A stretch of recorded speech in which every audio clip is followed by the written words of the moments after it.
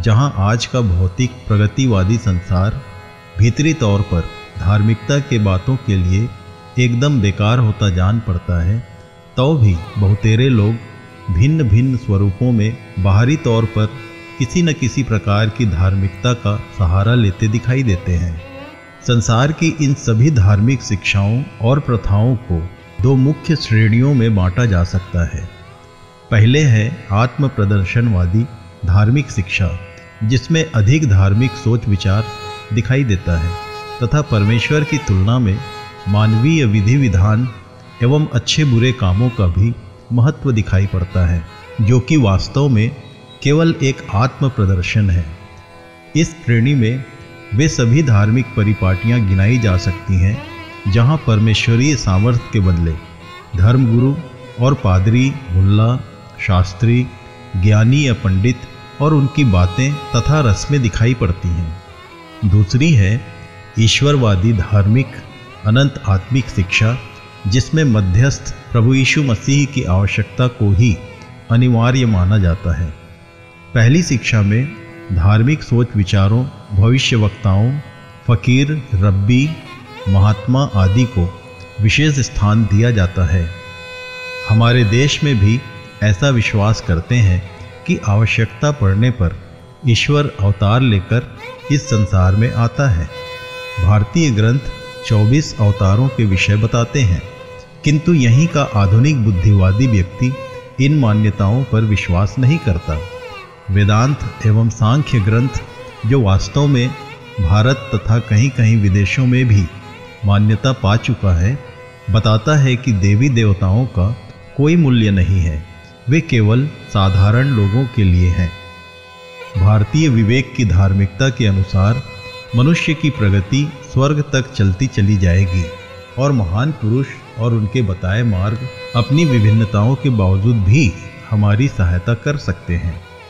इस प्रगति के लिए गुरु या धर्म कर्म की रीति नीति समझाने वाले ज्ञानी पुरुष की आवश्यकता भी है, परंतु संभव है कि शिष्य अपने गुरु को पीछे छोड़ दे।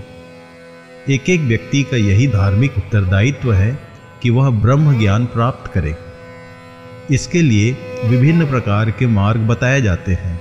संक्षिप्त में इस श्रेणी का यह अभिप्राय है कि मनुष्य अपने दैहिक तथा धार्मिक कार्यों के द्वारा ज्ञान, तप, योग, यज्ञ आदि सत्कर्मों के द्वारा स्वतः ही कालक्रम में परमेश्वर तक पहुंच जाएगा। उसे किसी सहायक या मध्यस्थ की आवश्यकता नहीं है। यह तो हुई पहली प्रकार की शिक्षा, जो अनेक भिन्नताओं के साथ कई स्वरूपों में पूरे संसार में प्रचलित है। लेकिन दूसरे प्रकार की शिक्षा के अनुसार जगत त्राता एवं एकमात्र मध्यस्थ प्रभु यीशु मसीह पर विश्वास करके उसे अपने जीवन में ग्रहण करना आवश्यक है। इसकी यह मान्यता है कि चाहे मनुष्य कितना ही नैतिक और धार्मिक क्यों न हो, परमेश्वर की दृष्टि में वह तब भी मनुष्य ही है। अतः वह हमें परमेश्वर के सत्य दर्शन के बारे में कुछ नहीं बता सकता। कोई शिक्षक या गुरु हमसे 2 कदम आगे हो सकता है, लेकिन वह जो कुछ जानता है वह हम भी जान सकते हैं। संभव है हम उससे भी आगे निकल जाएं। यहाँ प्रभु यीशु की अनिवार्यता सर्वोपरि है, क्योंकि वही परमेश्वर का गुप्त ज्ञान और शाश्वत वचन है। वह ऊपर से अर्थात स्वर्ग से आया, हम मनुष्य नीचे के हैं। परमेश्वर का वचन बाइबिल साक्षी देती है कि आदि में वचन था और वचन परमेश्वर के साथ था और वचन ही परमेश्वर था और वचन देहधारी हुआ और अनुग्रह और सच्चाई से परिपूर्ण होकर हमारे बीच में डेरा किया। यूहन्ना 1:1-14। प्रिय मित्रों, प्रभु यीशु किसी भविष्यवक्ता के रूप में परमेश्वर का वचन का पात्र व साधन नहीं है। वह तो परमेश्वर का देहधारी वचन है, जो मानव देह में स्वर्ग से प्रकट हुआ।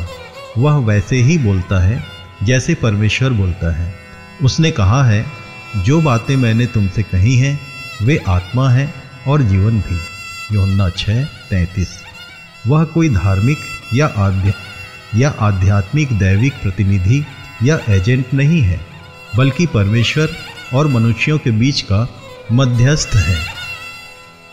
उसके विषय में सनातन परमेश्वर का ईश्वरीय वचन बताता है कि उसमें जीवन था और वह जीवन मनुष्यों की ज्योति थी।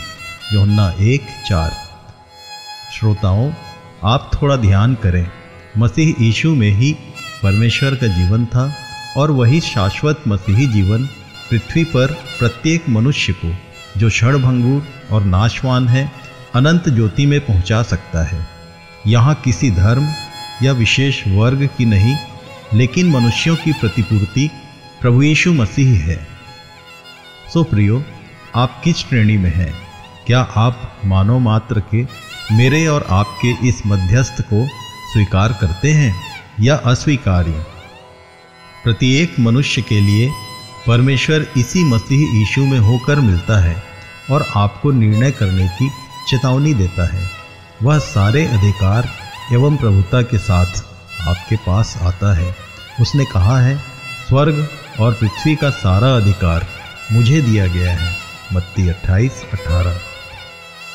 आत्म प्रदर्शनवादी धार्मिक शिक्षा का विश्वास मनुष्यों पर है और वह परमेश्वरीय मध्यस्थ का इनकार करती है। जिसे मध्यस्थ की आवश्यकता नहीं, उसे दया और अनुग्रह की भी आवश्यकता नहीं। वह धार्मिकता को परमेश्वरीय दान से नहीं, लेकिन अपनी कर्मों की योग्यता से पाना चाहता है। आज जो प्रभु यीशु की मध्यस्थता की अपरिहार्यता को इनकार कर देगा, एक दिन प्रभु उनका इनकार करेगा। प्रियो, क्या आप अपने जीवन की इस सर्वोत्तम एवं सर्वप्रधान आवश्यकता प्रभु यीशु मसीह को मध्यस्थ के रूप में ग्रहण करने को तैयार हैं? परमेश्वर आपके हृदय को ज्योतिर्मय करे ताकि आप उसकी आवश्यकता को पहचान लें। आमीन। रास्तों में इस जहां के लो बहे हम जा रहे, रास्तों में इस जहां के लो बहे हम जा रहे। पाप के अंधेरे साए हमको घेरे जा रहे हो।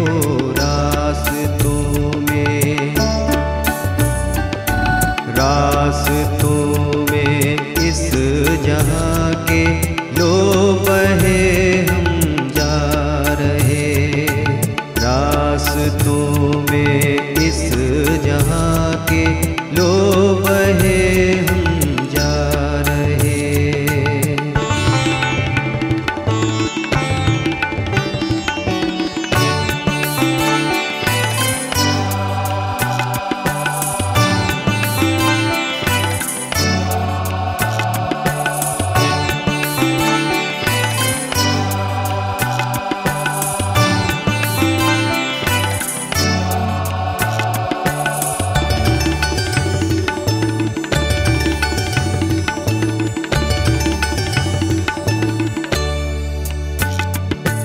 ऐसी आंधी जो चली, जिंदगी मुरझा गई। ऐसे बादल छाए मुझ पर, जिंदगी ये थम गई।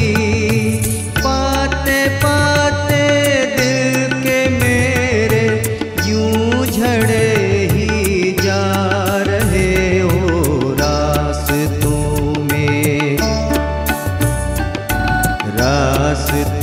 में इस जहां के लो बहे हम जा रहे, रास्तों में इस जहां के लो बहे हम जा रहे।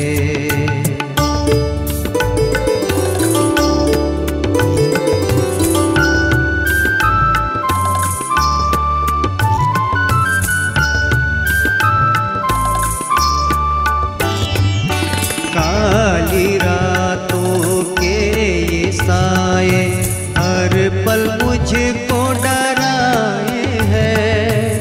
है मेरे प्यारे मसीहा, मेरी बाहें थाम ले।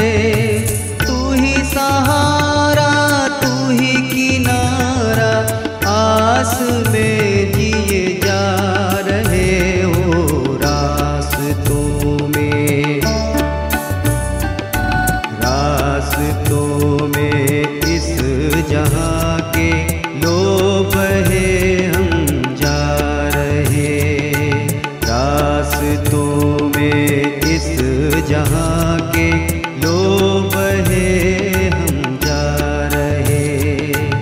पार